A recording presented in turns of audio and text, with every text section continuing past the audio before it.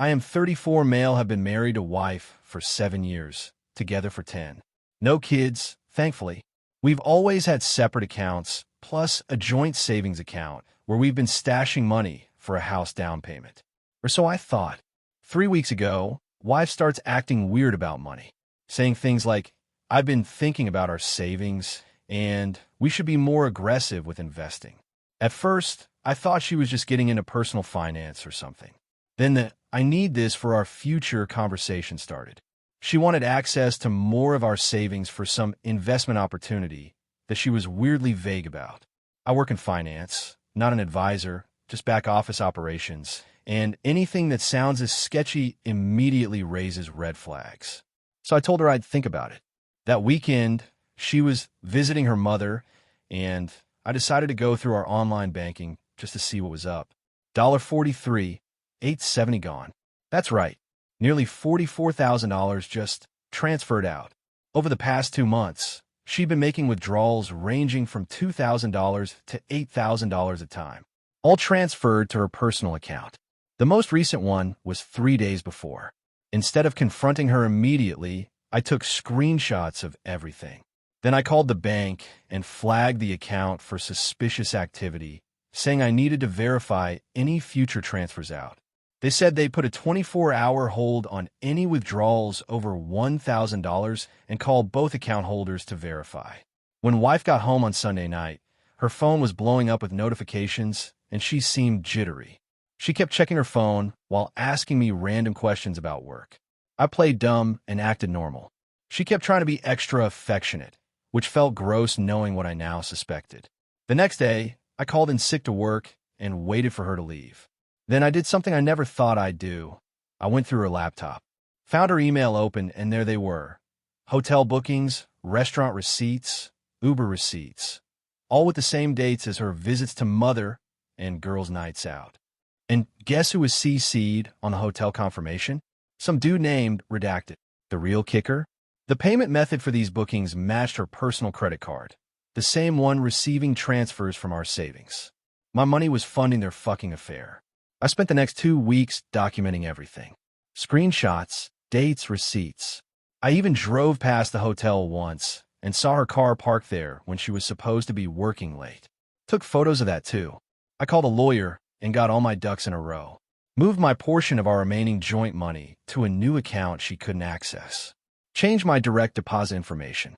Updated beneficiaries on everything. Today was D-Day. Wife tried to make another withdrawal, $12,000 this time. The bank called both of us to verify. I denied authorization when they called me. Then I watched from the home security camera as she received the call, telling her the transaction was declined and the account was under review. Her phone blew up.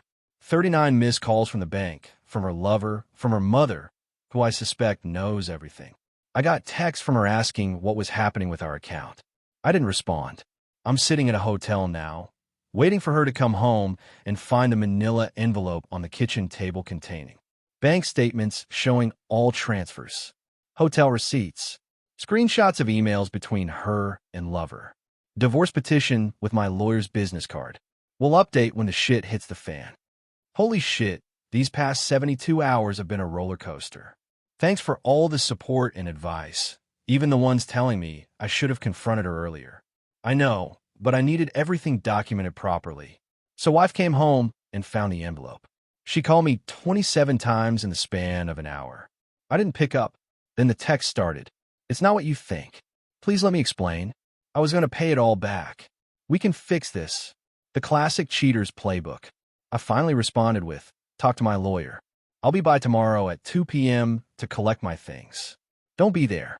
When I showed up the next day, she had ignored my request and was waiting. Red eyes, looking like hell. The second I walked in, she started with, I made a mistake, but it wasn't just about him. I was investing some of it too. I just laughed. Investing in what? Hotel rooms? Dinner dates?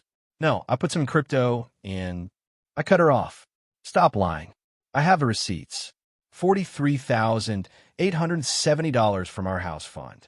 How much is left in your account now? She went quiet, then whispered, $4,200. So she and Loverboy burned through almost $40,000 in 2 months. I just shook my head and started packing my stuff. He said he'd help me replace it, she sobbed. He has big investments coming through next month. Classic. Turns out Loverboy is some wannabe crypto bro who convinced her he could flip our savings into millions. That's how it started anyway, him manipulating her into investing with him. Then it turned into an affair, hotel rooms, expensive dinners, weekend getaways. The best part? While I was packing, her phone rang. It was Loverboy. She rejected the call, but I said, no, pick it up. Put it on speaker. She actually did it. Desperation makes people do crazy things. Babe, my account is locked. Did you talk to your husband? Is he onto us? I spoke up. Yeah, he's onto you. And your investment scam just cost her a marriage and half of everything we own.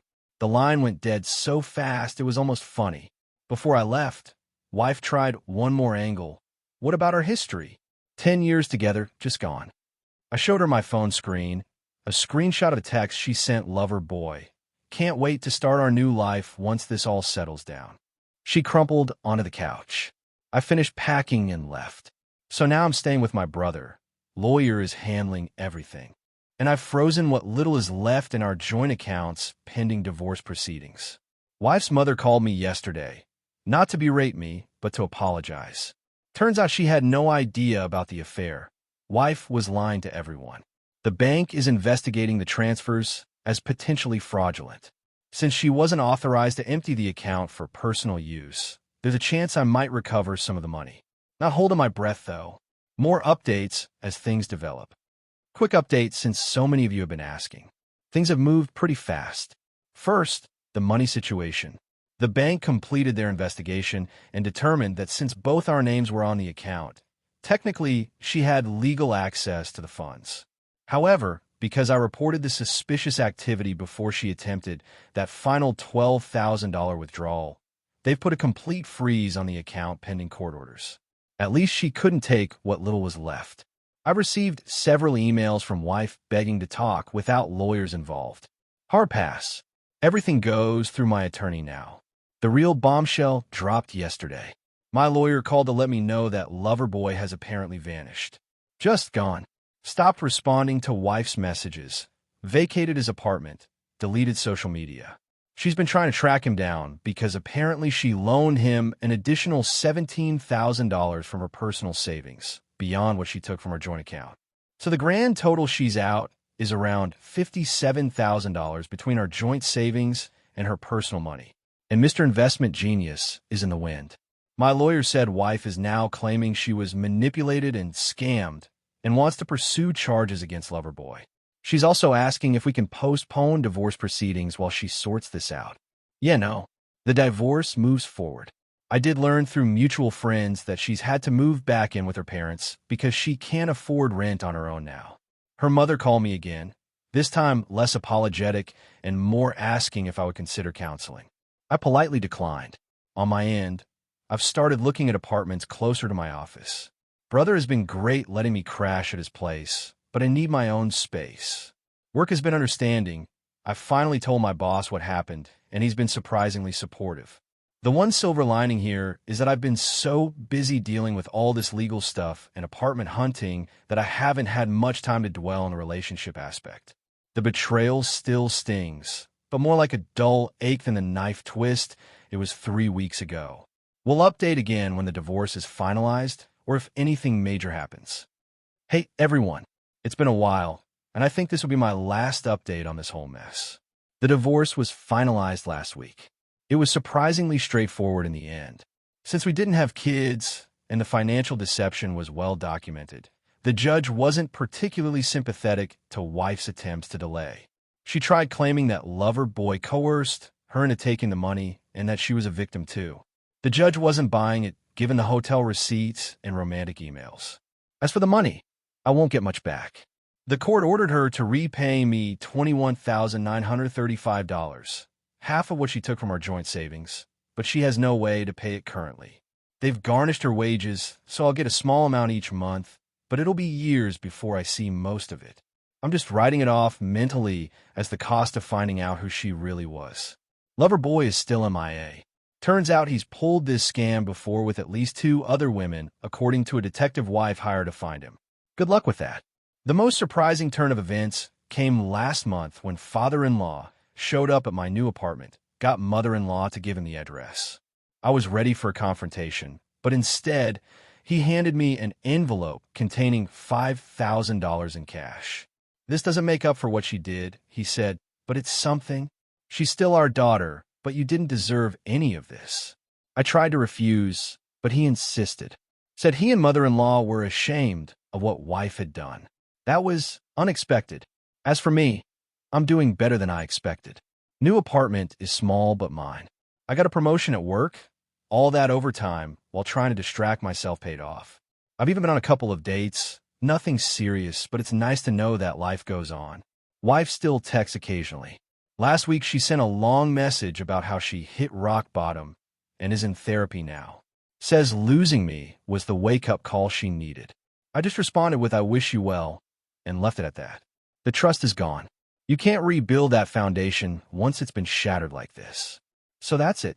From discovering nearly $44,000 missing to a finalized divorce in just under 4 months. Not how I plan to spend 2025, but I'm moving forward. Thanks for all the support, advice, and even the tough love from this community. It helped more than you know.